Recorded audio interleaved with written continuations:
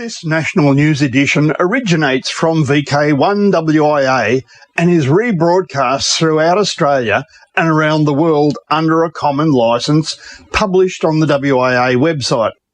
This WIA national news service is copyright to the Wireless Institute of Australia, and rebroadcast is authorised only under the provisions of that common licence. WIA Director and Company Secretary Peter Cleave, VK8ZZ. From Australia, this is the Wireless Institute of Australia with the weekly news service. This broadcast is in text, audio and video and is accessed on wia.org.au. In national news this week, Michelle O'Hare, Victor Kilo 2, Alpha, Yankee Lima.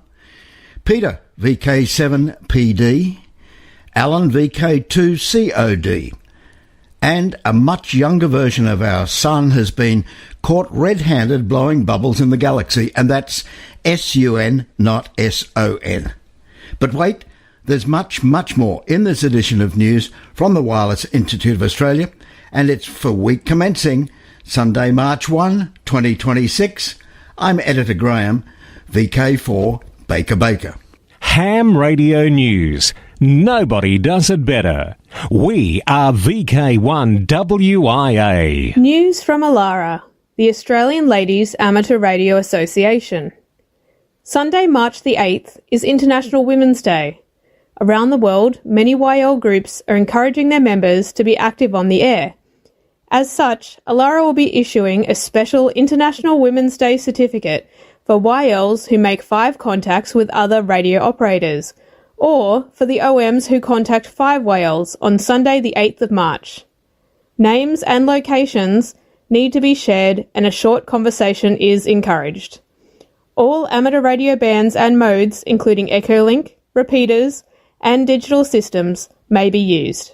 To gain the certificate, logs need to be sent to publicity@alara.org.au by the 31st of March 2026. Thanks, Michelle.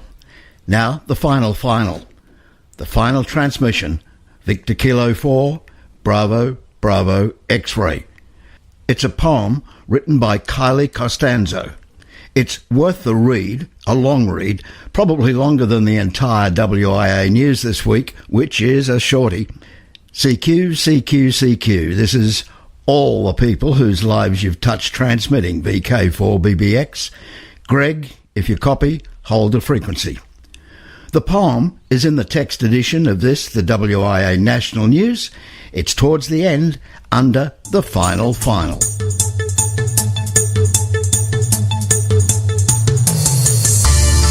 From here, there and everywhere, you've tuned to the Wireless Institute of Australia's National News Service. We are VK1WIA. Now with international news, Jason, VK2LAW. International news is with thanks to Amateur Radio Daily, ARRL, DX World, EHAM, Hackaday, IARU, IRTS, Newsline, NZART, RAC, RadioWorld.com, RSGB, SARL, and the worldwide sources of the WIA. Hello. I know many of us regularly check out the ARRL's Whiskey 1 Alpha Whiskey bulletins and their CW practice transmissions. Well, you also would have missed it early last week. Due to the severe winter storms sweeping the northeast USA, ARRL headquarters and the Maxim Memorial Station, Whiskey 1 Alpha Whiskey, were closed Monday, February 23, for the safety of ARRL staff. Connecticut Governor Ned Lamont had declared a state of emergency ahead of the blizzard that moved into the state Sunday and continuing into Monday. So that's why no Whiskey 1 Alpha Whiskey Bulletin or CW practice transmissions Monday. World Amateur Radio Day. Every April 18th, radio amateurs worldwide take to the airwaves in celebration of World Amateur Radio Day. Amateurs worldwide take to the airwaves in celebration of amateur radio and to commemorate the formation of the International Amateur Radio Union in 1925. The IARU has announced that the theme for this year's World Amateur Radio Day will be entering the next century of amateur radio communications and innovation. Special event stations will be active all around the world. Of note so far is the Radio Amateurs of Canada, holding a Get on the Air on World Amateur Radio Day special event.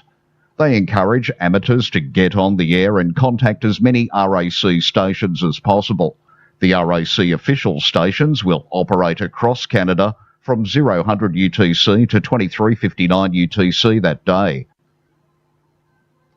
The Civil Aviation Authority of the Bahamas has approved the resumption of Falcon 9's first stage touchdowns in that nation's waters. The decision ended a lengthy review spurred by a test flight mishap with SpaceX's Starship mega rocket, which rained debris down on parts of the island nation nearly a year ago. SpaceX can land its rockets in the Bahamas again and will do so very soon if all goes according to plan. Still looking at things that go up must come down. Explosion from the past. Debris from Starship washed up on the shores of Madagascar. The discovery was made in December last year. Fishermen discovered a strange metal sphere in the north of Kimia Island, located off the west coast of Madagascar. They left the find where it was in case its owner appeared. However, he never showed up. Subsequently, experts managed to determine what the strange object actually was. This was a methane tank, part of the Starship spacecraft with serial number S35. It was launched on May 27, 2025. The flight was planned to deploy Starlink satellite mock-ups. However, due to a fuel leak, SpaceX was unable to implement these plans. Starship lost control and crashed into the Indian Ocean. Later, ocean currents carried one of its debris pieces to Madagascar. You can find the link to this story in the text edition at WIA National News. A news flash from ICOM Japan. ICOM say they will introduce the ICOM AH6 antenna tuner later this year. AH6 is said to be a sophisticated next-generation antenna tuner engineered for HF to 50 MHz amateur radio operations at 100 watts RF power. While it excels with long-wire antennas, it now also supports coaxial fed configurations, bridging the functional gap previously occupied by tuners like the AT180 and the AT705.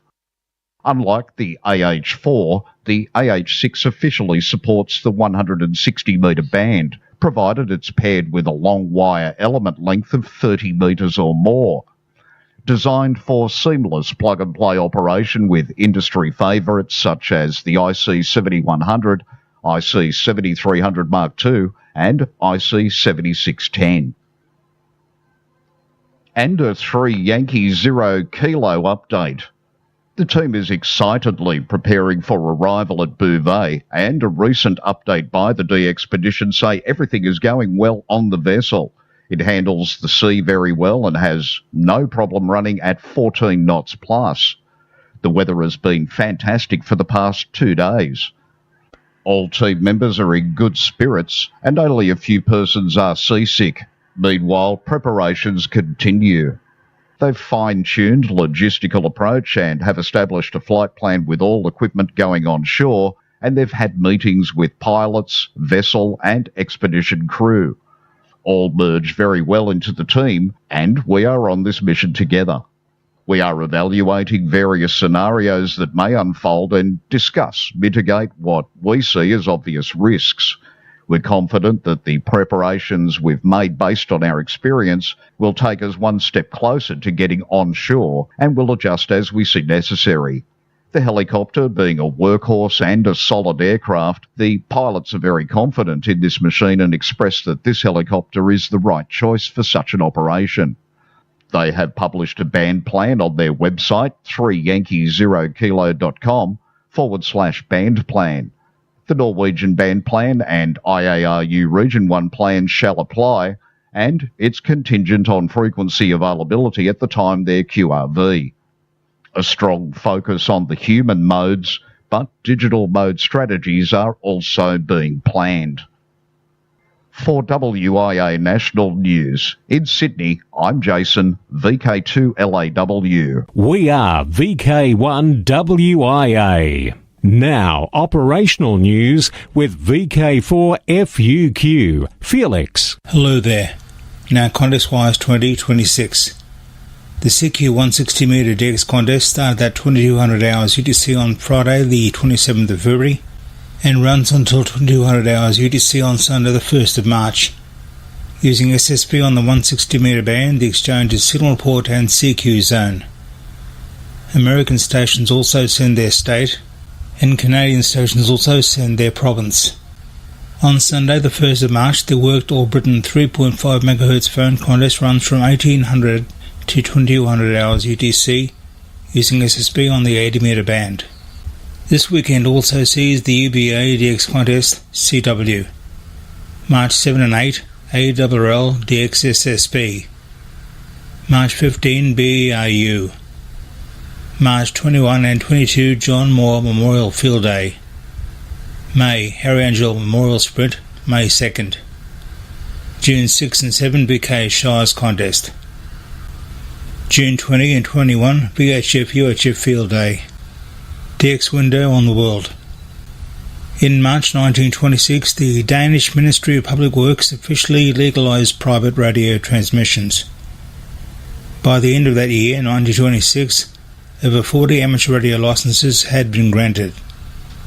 Celebrating the centenary of the formal birth of regulated amateur radio in Denmark, special call sign OZ100OZ will be activated 1 to 8 March.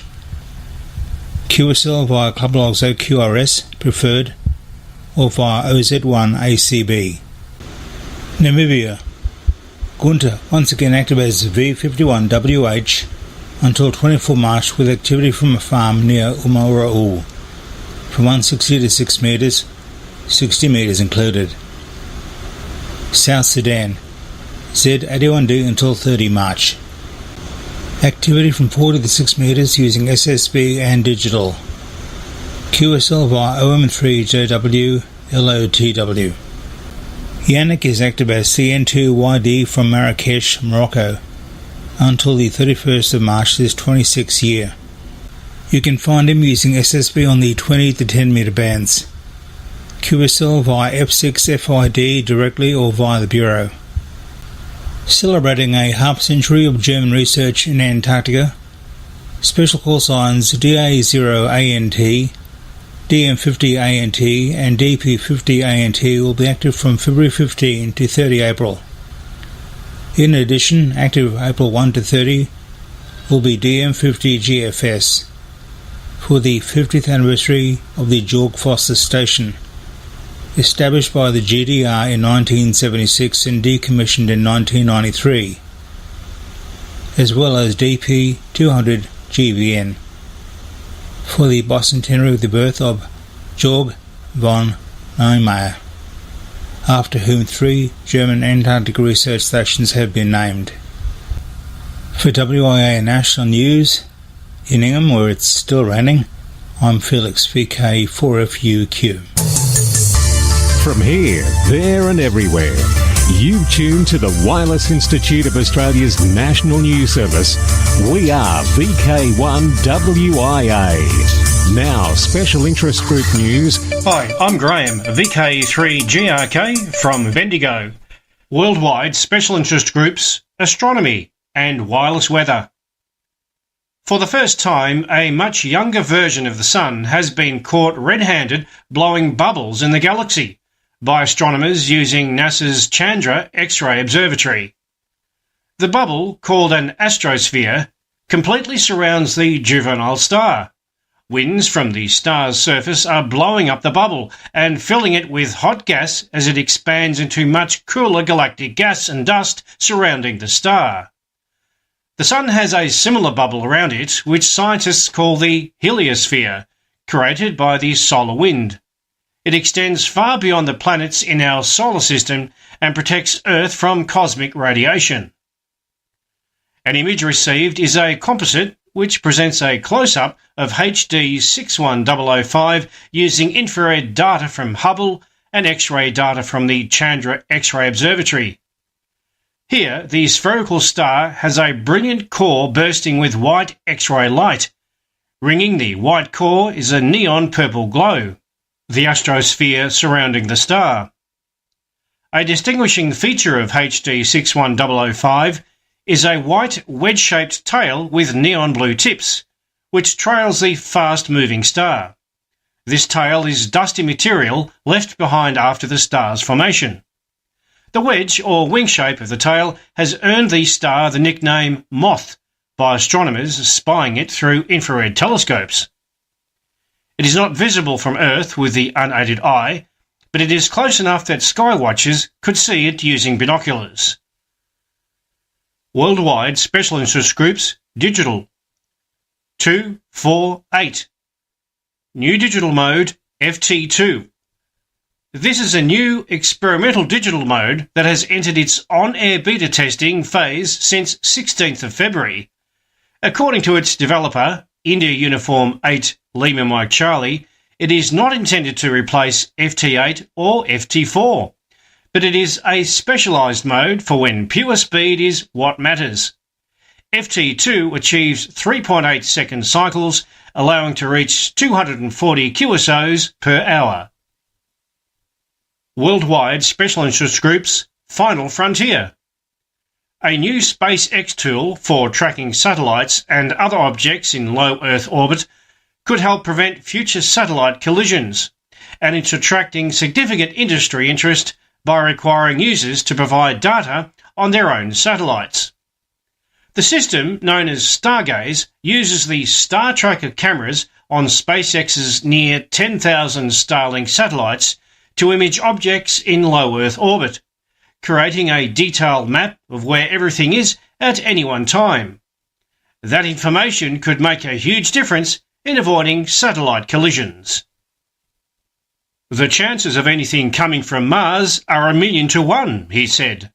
But for about 6 months, NASA's Curiosity Mars rover has been exploring a region full of geologic formations called boxwork, low ridges standing roughly 1 to 2 metres tall with sandy hollows in between. Crisscrossing the surface for miles, the formations suggest ancient groundwater flowed on this part of the red planet later than scientists expected. This possibility raises new questions about how long microbial life could have survived on Mars billions of years ago, before rivers and lakes dried up and left a freezing desert world behind. NASA says the boxwork formations look like giant spiderwebs when viewed from space. Worldwide Special Interest Groups IOTA, Islands on the Air. IOTA Honour Roll. The 2026 Honour Roll and annual listings have been posted on the IOTA website, iota-world.org. Click on Performance Listings in the drop-down menu under Program Information. They show the position as of 31st of January 2026. The Honour Roll lists the stations with a checked score equalling or exceeding 50% of the total of numbered IOTA groups, excluding those with provisional numbers at the time of preparation. IOTA rules limit inclusion in the listings only to those participants who have updated their scores at least once in the preceding 5 years. Oscar Charlie 095, the rarest of the rare. Yatsek, Sierra Papa 5 Alpha Papa Whiskey, will be active as 3 Delta 2 Juliet Kilo from Lakemba Island, Oscar Charlie 095, on the days 17th to the 22nd of April. 3 Delta 2 Juliet Kilo will operate FT8 and SSB on 20 to 10 metres and on 6 metres, mainly FT8. Last activated in 2004, Oscar Charlie 095 remains the rarest IOTA group in Fiji. QSL via Club Logs OQRS preferred or direct to Sierra Papa 5 Alpha Papa Whiskey. Worldwide Special Interest Groups Radio Amateur Old Timers. It's to Peter, VK7 Papa Delta. Hello everyone, this is Peter, VK7PD, reminding you that tomorrow is the first Monday of the month. Time for the Radio Amateurs Old Timers Club of Australia's March Bulletin to go to air. This month, instead of the usual broadcast, we will offer an historic broadcast from years past by Alan Doble, VK3 Alpha Mike Delta, from April 2003. The usual news and information will be broadcast next month. Everyone, RAOTC members and non-members alike, is most welcome to listen to the program and to join in the callbacks afterwards. Full details of all transmission times and modes can be found on the RAOTC website at www.raotc.org.au or just Google RAOTC broadcasts. If none of the transmission times suits you, you can download the audio file at any time from today from the club website. Once again, tune in tomorrow for the March RAOTC Bulletin. Enjoy the program and please join in the callbacks afterwards. 73 from Peter, VK7PD. Worldwide Special Interest Groups, Radio Amateur Young Timers, YOTA, Youngsters on the Air. Now to Alan, VK2, Charlie Oscar Delta. Thank you, Graham. AMSAT publishes a satellite in space colouring book. As part of its youth initiative, AMSAT just published its Satellites in Space colouring book on www.buzzsat.com. The complete title of the colouring book is Satellites in Space Help Us Live a Better Life on Earth. This theme shows how satellites play an important role in all parts of modern life. The book has 12 two-page spreads that show different roles that satellites play and the benefits they provide. For example, one spread explains helping farmers grow bountiful crops for healthy meals on every table. Another spread features teenagers using amateur radio, sharing messages and pictures with friends around the world.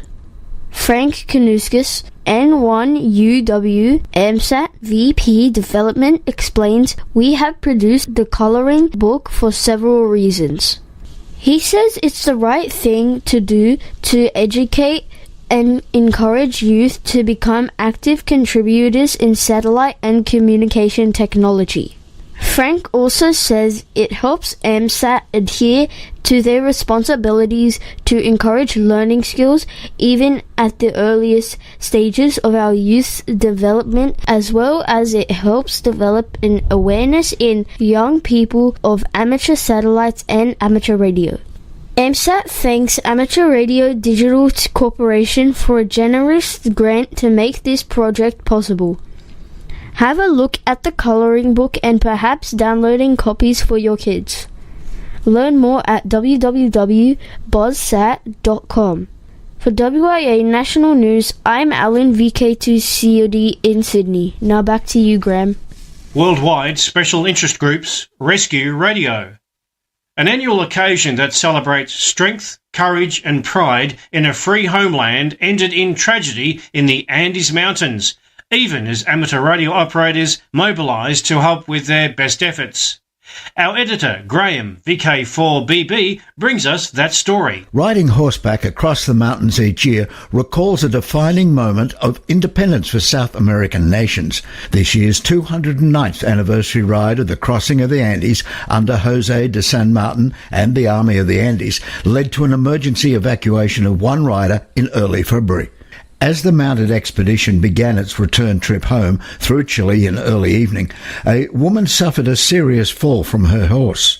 Writing in the forum section of QRZ.com, Carlos Almiron, LU7DSY, said that the San Felipe Provincial Radio Club, CE2REU, sent out a call for emergency assistance through the Chilean ham radio network. The Los Milanos Radio Club of Villa Almar, CE2CQ, provided GPS coordinates for the mountain's La Viga section. As ground resources and a helicopter were dispatched, the Los Milanos hams continued their coordination with the expeditioners through a link with the San Felipe Provincial Radio Club. The rescue teams arrived, performed CPR followed by an evacuation. Sadly, it was reported the rider had died from her injuries while being treated at the hospital. This is Graham Kemp, VK4BB. Wyson, New South Wales News. The first Sydney walk and jog Wyson will be supporting this year is on this Sunday, the 1st of March, at Cronulla. Also, Sunday the 1st will see the regular monthly Wyson meetup at VK2WI Dural. The Wattagan Mountains Endurance Ride is on the weekend of the 28th and 29th of March. Central Coast Wyson regularly provides safety communications for this event. Wyson New South Wales weekly voice nets are on Sunday evenings from 6 p.m. on a number of repeaters around Sydney. Who listens to radio? I'm Michelle, VK2AYL. This is Andrew, VK3 Charlie Alpha Hotel. This is Kevin, VK4UH. This is Stephen Green, VK2TSG.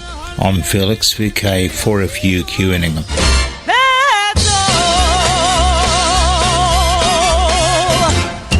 It's a date, and clubs are welcome to email text with audio for this section.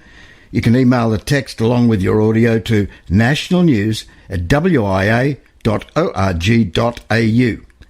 And details of all WIA-affiliated clubs and societies can be found on the WIA website, including email addresses and website links.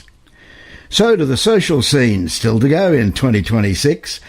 March 14, North Shore Radio Club Sale, 400 East Coast Road, Sunnynook in Auckland, 10 a.m. In VK4, it's Redfest, Deception Bay North State School, 9 a.m, April 11. WIA AGM, May 2 at 2 p.m, Albury in VK2. This is coupling with the ICOM VK Summit 2026, also in Albury, but May 2 and 3. And in VK5, the Southeast Radio Group's Convention and the Australian Fox Hunting Championship, Mount Gambier, June 6 and 7. In VK7, the Tassie Ham Econ Radio Conference, November 7 and 8 at UTAS Sandy Bay Campus. VK5, Adelaide Amateur Radio and Electronics Club Car Boot Sale, Dog South Australia Showground, that's at Kilbourne, 10 a.m, November 21. Now, till next we meet, walk softly. I'm Graham, VK4BB. This is VK1WIA. All points of contacts from today's news stories are to be found in print when you read the web editions, www.wia.org.au.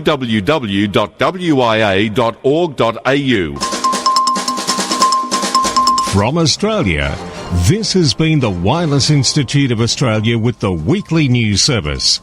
This broadcast is in text, audio and video and is accessed on wia.org.au. Courtesy of Bevan, VK5 BD's ATV and YouTube channel, this has been WIA National News. We're back now, live and local, and your voice, your callbacks. And don't forget, tick like.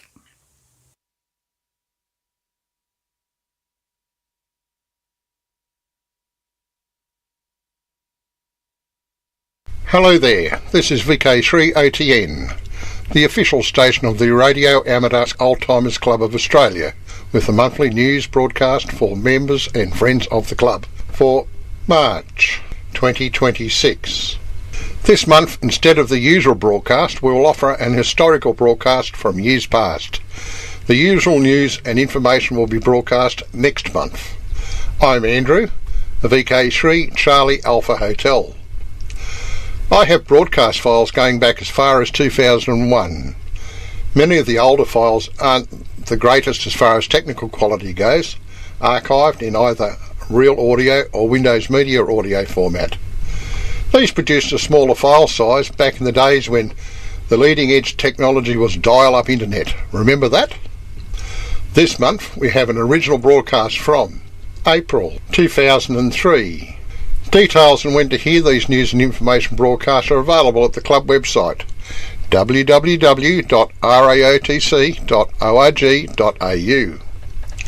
The VK3OTN is available on a wide range of radio platforms, HF, VHF and UHF, 2 metre repeaters, amateur television, DMR, that is Digital Mobile Radio, and D-Star. These news broadcasts are available for download for up to 6 months, just in case you miss the original news broadcast from the RAOTC website. If you'd like to contact the club, then why not send us an email? raotc@raotc.org.au. I hope you enjoyed this month's broadcast. This is Alan Dave on BK3AMD and associated relay stations as BK3OTN, the official call sign to Radio Amateur Old-Timers Club of Australia. And first of all, we have a message from our President, Bill Roper, VK3BR, and here is what he has to say. Since the last news and information broadcast on the 3rd of March, every member of the RAOTC will have received the March 2003 issue of OTN magazine. However, if for some reason your copy did not arrive in the post in the last 3 weeks, please let me know as soon as possible. Due to an error by the printer, we are very short of copies of this March 2003 issue of OTN. However, if necessary, I will print a collector's version, that is, copies that are simply stapled at the top left-hand corner rather than stapled in the usual book format, to send out to any member who did not receive an original copy. Excuse me. For those members whose membership fees fall due this year, you will have read a notice printed on the address fly sheet of this issue of our OTN magazine, indicating that you should renew your membership by the end of this month, the 30th of April. If you're not sure whether your membership's due for renewal now, please drop me an email to the RAOTC email address of raotc@optusnet.com.au. I'll repeat that, raotc@optusnet.com.au. The twice-yearly published OTN magazine is a very tangible result of membership of the RAOTC, and members look forward keenly to each issue. OTN remains our most important medium of communication with and between members of the RAOTC. In fact, OTN is the lifeblood of the RAOTC. It provides the platform by which members can express their views and contribute articles of interest. However, are you supporting your magazine? When was the last time you submitted an opinion, a letter, a photograph, or an article to OTN? Our reserves of articles to be published in OTN is not as healthy as I would like it to be, and I appeal to members to support their magazine by submitting material for consideration for publication. Of particular interest is an account of your experiences as a radio amateur, whether they occurred 80 years ago or as recently as last month. Your contribution can be as short as 100 words or as long as several thousand words. We all enjoy reading about other radio amateurs' experiences. Your contribution should be technical, an account of how you first became involved with radio, an unusual radio experience, a humorous incident, a cartoon, or your opinion on a radio matter, past or current. Also, we're always interested in reprinting suitable historical articles from the past. If you read one you think would be of interest to your fellow old-timers, send a copy along to OTN. Photos, historical or current, of you, your radio equipment, stations and antennas are always welcome. We prefer to have high-quality scans of such photographs and in any popular graphics formats, but if you can only send along the original photograph, we promise to look after it and send it back to you as soon as practicable. Your contribution to your magazine can be submitted in a number of ways. The preferred way is by email to the RAOTC email address, which is again raotc@optusnet.com.au. However, hard copy sent to the Secretary of the RAOTC at 3/237 Bluff Road, Sandringham, Victoria 3191 is perfectly okay. We prefer manuscripts to be typed, but naturally handwritten manuscripts will be accepted also, provided we can read your writing. We're pretty good at that. Once again, I urge RAOTC members to support their magazine OTN with more articles and other contributions. I look forward to receiving your contributions soon. And that's all from me this month. Until next month, have a great time with this wonderful hobby of ours. And 73 from Bill Roper, VK3BR, President. And thank you, Bill, for that message. And I certainly hope that members take note and follow up. And this month it's a pleasure to be welcoming to club membership Harrow Kraus, BK5HK, as full member number 1275. Roscoe Hammond, BK3KRH, as associate member number 1276, and Roscoe is relaying us on 1.843 megahertz AM right now. And it's with regret we note the passing from us of Sid Ward, BK2SW, who was member number 927, Les Daniels, BK2AXZ, who was member number 1053, and Alan Wall, BK6JB, who was member 970. We pause now for a few moments in memory of these departed friends.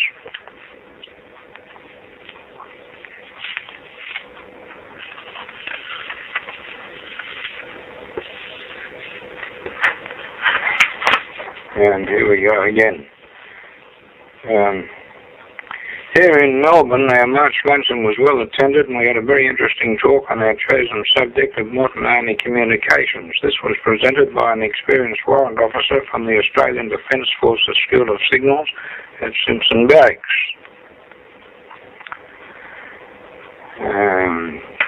At McLeod, the subject was presented very well with many illustrations and followed by many questions. In Adelaide, many of our members will attend the Anzac Day reunion luncheon at the Marion Hotel in Marion Road, Mitchell Park, tomorrow week, Tuesday the April the 15th, starting at 12 noon, to lunch at 12:30. Firm booking should be made by Saturday the 12th with either Jack Townsend, VK5HT, phone 82952209, Radine 5RK, phone 82715401, or Ron Coate, VK5RB, phone 82966681. And in VK6 land, our members and friends will have their usual convivial lunch at the Bayside Tavern on Tuesday, April the 15th. And we have a last-minute news flash from Clem Patchett, VK6CW and VK6ATN, in which he advises that due to eyesight problems he feels unable to carry on the work involved in the use of the VK6ATN call sign. He's seeking another RATC member to take over the call sign and the work it involves. He's done a great job for us over the years, and we wish him well. We certainly do wish you well, Clem. I have to listening this morning.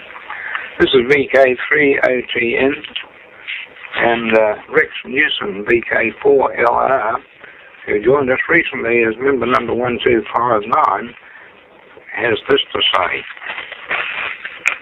Let me introduce myself, Rex Newsom, VK4LR, as a new member of the RAOTC. Yes, I do rate an asterisk, as I received that call in 1950 due to being born with mild cerebral palsy, which meant I could not walk straight or handle a pencil. I was excused from attending school. Instead, I played happily under our house with bits of wood and whatever tools I could purloin from my father's collection or elsewhere. Soon a collection of old batteries, wires, condensers and valves left behind by radio servicemen were added to my collection. These were all very mysterious, but I became determined to find out what they all were and how they were made.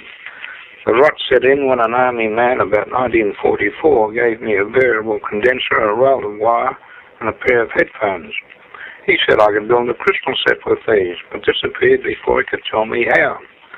After many weeks of frustration, scanning whatever books I could find, I finally got results. The local station that could be heard some 15 feet away. My meagre pittance from delivering a few newspapers went on buying radio and hobbies each month, and a reel valve and components for a little gym. After getting my mum to write to that famous store in Sydney and an anxious wait, the package arrived. After a gym tech assembly with my shaky hands and a blunderbuss soldering iron, it was ready to try. It was then I learnt my first lessons. Filaments do not go well when connected to B+. Enthusiasm not dampened, I pressed on to eventually build a radio on Hobby's 5-valve radio. In fact, it did work, but only after being rewired by a local radio shop. Then, in delving around on the shortwave bands, I discovered that there are such things as radio amateurs, and indeed that there was some in my town of Townsville. I then became a sort of local pest, turning up at various times and staying resolutely deaf to suggestions that perhaps I'd better be elsewhere. On hitting the right age, I set out to inquire an amateur license. The theory was not a problem, but the snags were the written exam and the Morse code. Since I could not write or flap my fist at the required speed, it was apparent that passing the ASCP was not going to be easy. However, by insistent letter writing, I managed to persuade the authorities to let me sit a special exam given by the local radio inspector. He asked the questions and I answered. The Morse test was a different kettle of fish, since without the ability to write down what was sent, it was difficult to remember what had been sent. But the radio inspector was sympathetic, and after sweating it out and with generous hints, I was deemed to have passed the special test. My license came a few weeks later with the specification that it was a special issue, and in view of my physical disability condition, I would be limited to a final plate voltage of 250 and a current of 100 milliamps. 10 watts, presumably 250 watts was considered safe. But hey, I was away with 10 watts of AM and the call sign of BK4LR. This materialized as a Class C807 driven by a crystal oscillator, and the final was modulated by a pair of 807s. In 1954, my assembly skills had improved enough to enable me to hit the air with 10 watts of duck talk, as the ancient modulation guys called it. It was generated by a home-brew pacing exciter driving the old 807 final change to Class AB2. In 1958, I was persuaded that I could possibly gain interest at university. As I was an adult, all I needed was passes in a few sub-senior high school subjects. After a year of night studies, I gained the necessary qualifications as Dr. Brisbane and University. My outer activities, therefore, were suspended, but not my license. I returned to the area in 1971 after consolidating my academic career, finding a wonderful XYL and building a QTH. My first commercial transceiver, an FT401, came in 1973, since I had noted that in the yearly license renewals, the 10-watt limit had been forgotten and no longer applied. Since then, my shack has grown to include a small stack of transceivers and a collection of vintage boat anchors. These include an HRO and a Collins 75A4. There's also a growing collection of vintage radios, mostly from the 1920s. I retired in 1977 as a senior lecturer after teaching at a local university for some 30 years.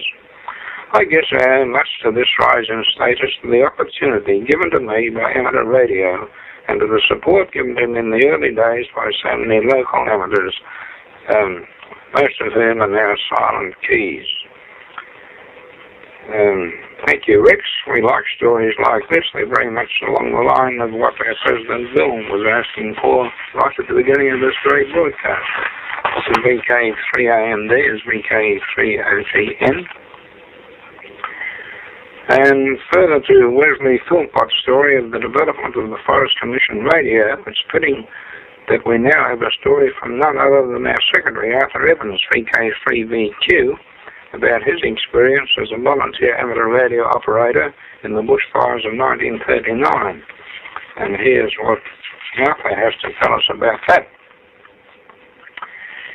The recent bushfires and smoke haze over the past weeks brought back messages of Black Friday, January the 13th, 1939. The writer and Arthur Tinkler, VK3ZV, who's now a silent key, had decided we would have a camping holiday in January 1939 and also try and see if we could operate portable while we were away. The date set was Saturday the 14th of January, and to this end I proceeded to modify my transmitter to work off the car battery.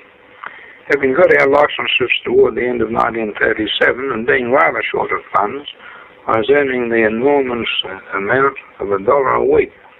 Equipment had come mainly from the second-hand shops in the old eastern market. We could not afford anything exotic. However, I did buy a vibrator unit to get the power for HT, and the rig, which was breadboard style, consisted of a 6A6, 6P6 and 6D6, which gave us approximately 10 watts on CW and about half that on AM phone.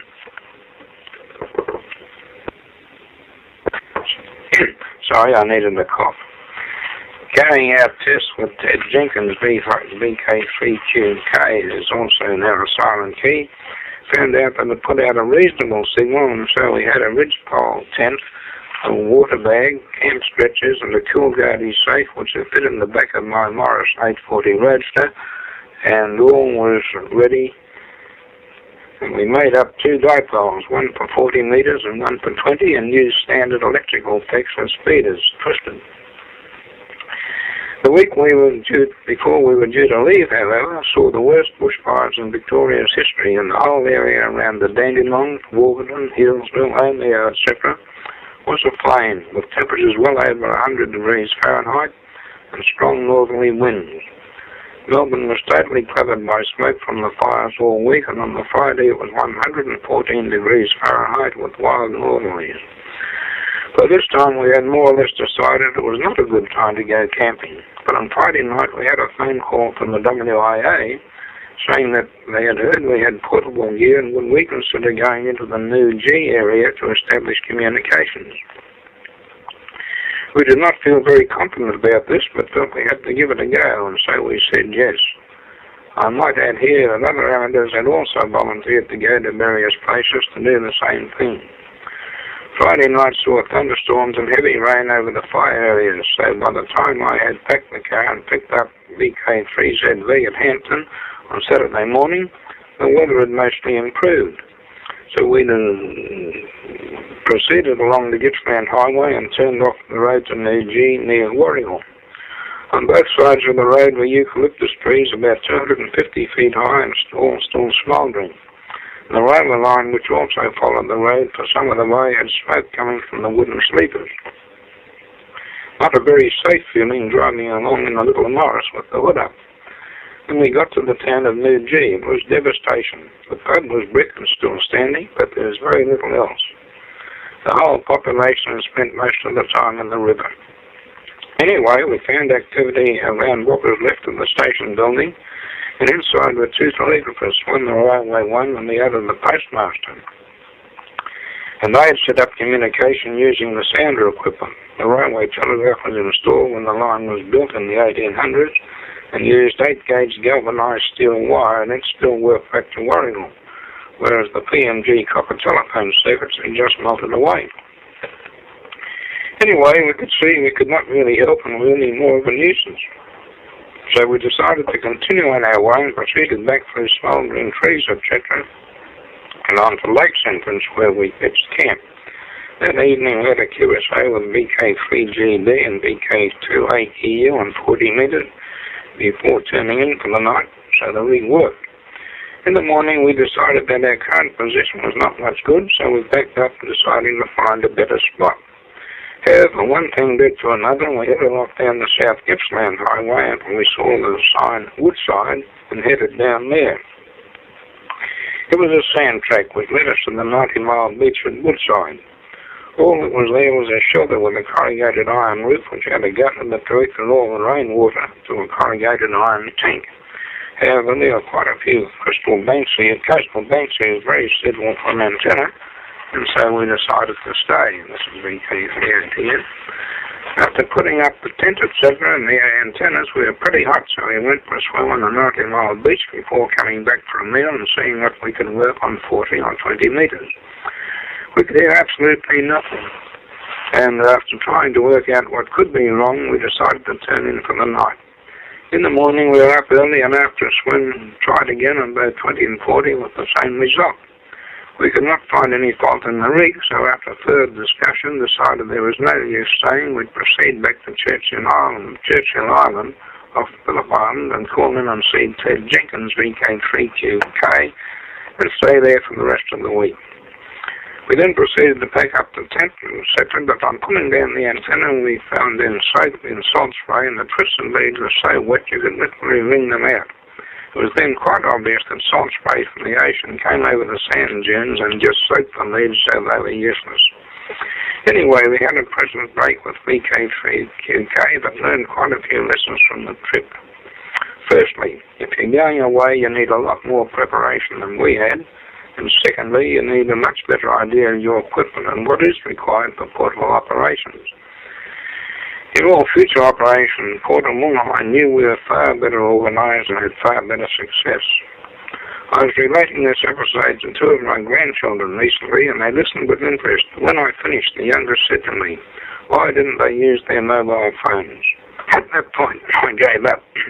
But it did highlight to me how communications have advanced by leaps and bounds since World War II. It's very hard to explain to the young how it was, however. The current CFA had its beginnings as a result of the 1939 fires.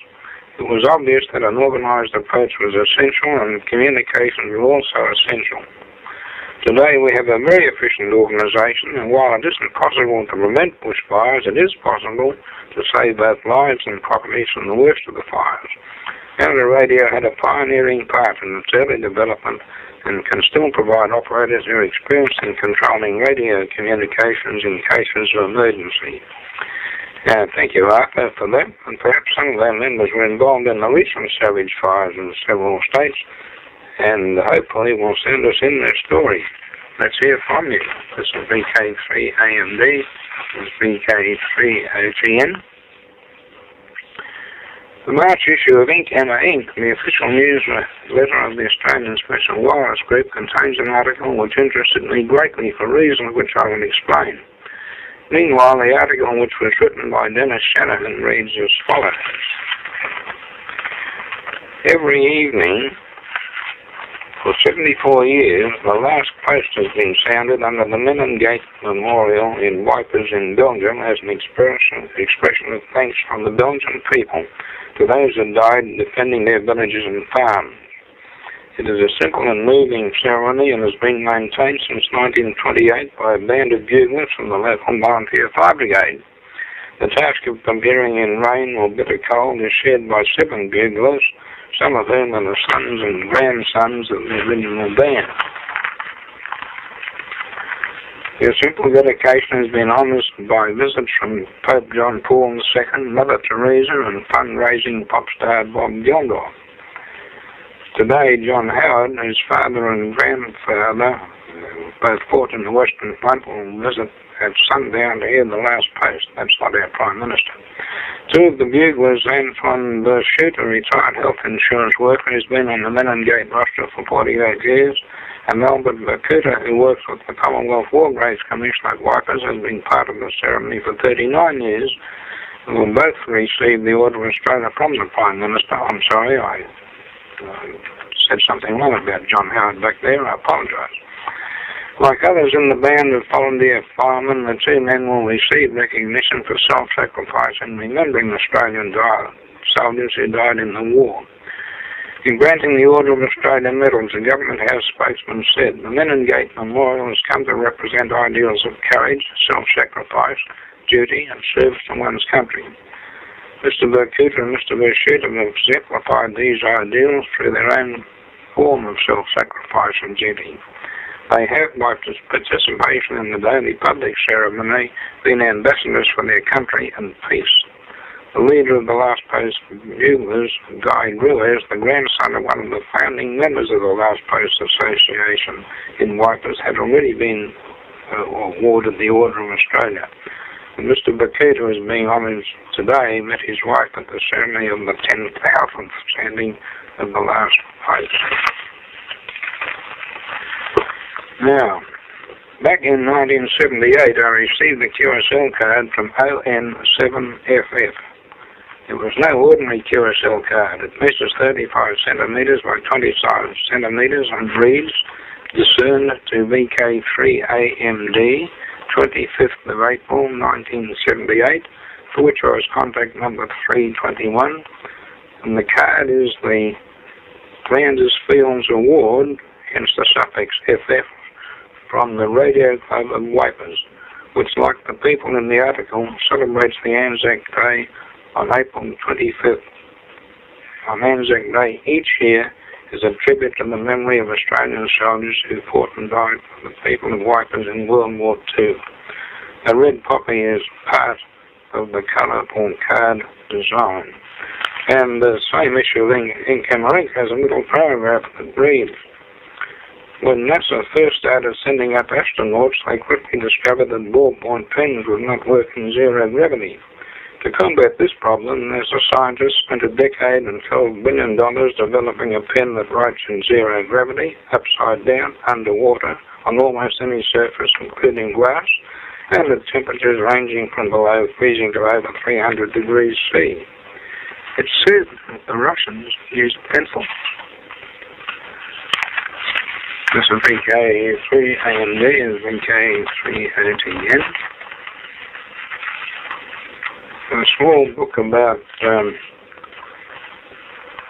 activities of a group of women in little-known French Australian Army signals has come to my hands recently.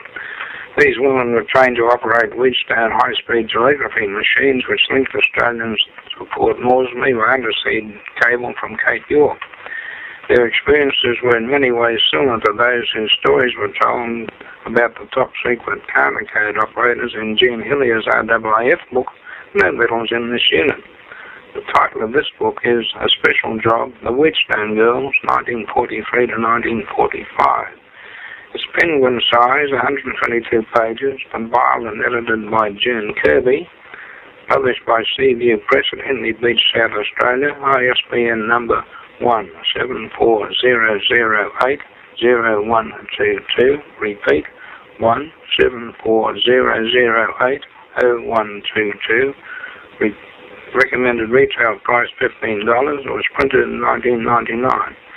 The copy I have read was loaned to me by Jean Hillier, the author of No Medals in This Unit, and I'm happy to report that the author, June Kirby, has presented the Army Signals Museum with a signed copy a few days ago.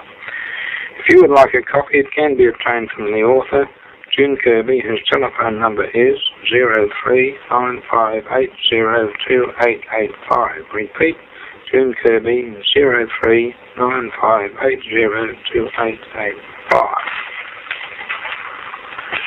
This is VK3AMD and VK3OTN. And I'm told that a college professor who was previously a sailor was very aware that ships are spoken of as she and her. And he often wondered what gender computers should be referred to as. To answer that question, he set up two groups of computer experts. The first was comprised of women, the second of men. Each group was asked to recommend whether computers could be referred to in the feminine gender or the masculine gender. They were asked to give 4 reasons for their recommendation. The group of women reported that the computers should be referred to in the masculine gender because, in order to get their attention, you have to turn them on. They have a lot of data but are still clueless. You're supposed to help you solve problems, but half the time they are the problem. And as soon as you commit to one, you realize if you had waited a little longer, you could have had a better model.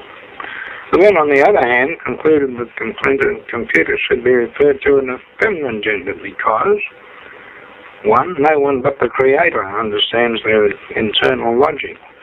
2, the native language they use to communicate with each other computers is incomparable to anyone else.